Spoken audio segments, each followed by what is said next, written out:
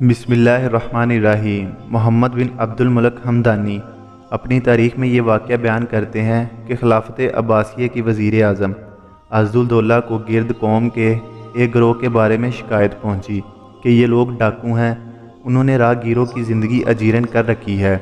उनका बसेरा पहाड़ की घाटियों में है। ये वहाँ से गुज़रने वाले काफ़िलों को लूट लेते हैं और घाटियों में छुप जाते हैं। इनसे सब डरते हैं, किसी में इनसे मुकाबले की हिम्मत नहीं। लोगों ने वज़ीर आज़म से दरख्वास्त की थी कि वो इस मसले पर संजीदगी से गौर करें और आवाम को इन डाकुओं से छुटकारा दिलाएं। अज़्ज़ुद्दौला ने इस शिकायत का संजीदगी से नोटिस लिया और राहगीरों को डाकुओं से निजात दिलाने पर गौर करने लगा। इसे एक तरकीब सोची। इसने हलवा बनाने का हुक्म दिया। इसमें खूब मेवाजात शामिल कराए और एक ख़ास खुशबू डलवाई। ये ख़ास किस्म का हलवा था और उमरा ही खाते थे। इसने अपने एक ख़ास आदमी को हुक्म दिया कि वो चुपके से इस हलवे में एक ख़तरनाक जहर भी मिला दे ताकि इसे खाने वाला फ़ौरन मर जाए। इसने हलवा नहायत खूबसूरत तश्तरियों में सजाया, फिर इसे कीमती संदूक में बंद करने का हुक्म दिया। अब इसने एक समझदार ताजर को बुलवाया, इसे एतमाद में लिया और कहा कि फ़लाँ काफ़िला रवाना हो रहा है, तुम भी इसमें शामिल हो जाओ। जब डाकू तुम्हारा रास्ता रोकें और तुम्हें लूटने लगें तो शोर मचा देना कि मेरे पास इस संदूक में बड़ा कीमती हलवा है जो मैं उमरा की बेगमात के लिए बतौर तोहफ़ा लेकर जा रहा हूँ। ताजर ने इस संदूक को खच्चर पर लादा और काफ़िले के साथ शामिल हो गया। ताजर होशियार था, अज़्ज़ुद्दौला का मकसद समझ गया और काफ़िले के साथ मुहिम के लिए रवाना हो गया। ताजर आगे आगे था और काफ़िला इसके पीछे पीछे। जब ये काफ़िला इस जगह पहुँचा जहाँ डाकुओं का ठिकाना था, वहाँ पहले से ही डाकू गात लगाए बैठे थे। वो इस काफ़िले के इंतज़ार में थे। डाकू एकदम घाटियों से निकले और काफ़िले पर टूट पड़े।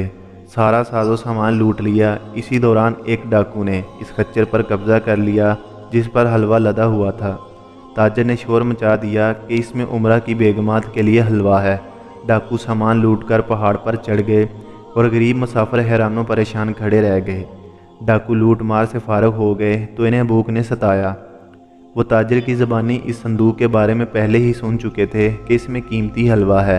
उन्होंने संदूक खोला तो इसमें नहायत नफीस हलवा था जिससे वो बड़ी एहतिशा अंगेज़ खुशबू छूट रही थी। इसने अपने साथियों को आवाज़ दी तो वो सब आ गए। उन्होंने खुशबूदार हलवा देखा तो कहने लगे, यार ये हलवा तो बहुत आला है, शायद शाही घराने में जा रहा है। उन्होंने इससे पहले भी इतना अच्छा हलवा नहीं देखा था। चनाचे वो हलवे पर टूट पड़े और मज़े ले लेकर खाने लगे। भूख तो पहले ही चपकी हुई थी, इसलिए वो जल्दी ही सारा हलवा चट कर गए। हलवे के जहर ने अपना असर दिखलाया। कोई यहाँ गिरा, कोई वहाँ गिरा। देखते ही देखते सारे डाकू मौत की नींद सो गए। मुसाफिरों और ताजरों का काफ़िला ये सारा मंजर देख रहा था। जब इन्हें डाकुओं की मौत का यकीन हो गया तो उन्होंने जल्दी जल्दी इनके उन तमाम अमवालो सामान और हथियारों पर कब्ज़ा कर लिया जिन्हें डाकुओं ने राहगीरों और मुसाफिरों को लूट लूट कर ज़ख़ीरा किया था। फिर ये काफ़िला डाकुओं के सामान के साथ अज़्ज़ुद्दौला की खिदमत में खुशी खुशी हाज़िर हुआ। इस तरह ज़मीन में फितना फसाद फैलाने वाले इन डाकुओं का सफाया हो गया और फितना परवरी के कांटे जड़ से उखाड़ फेंके गए।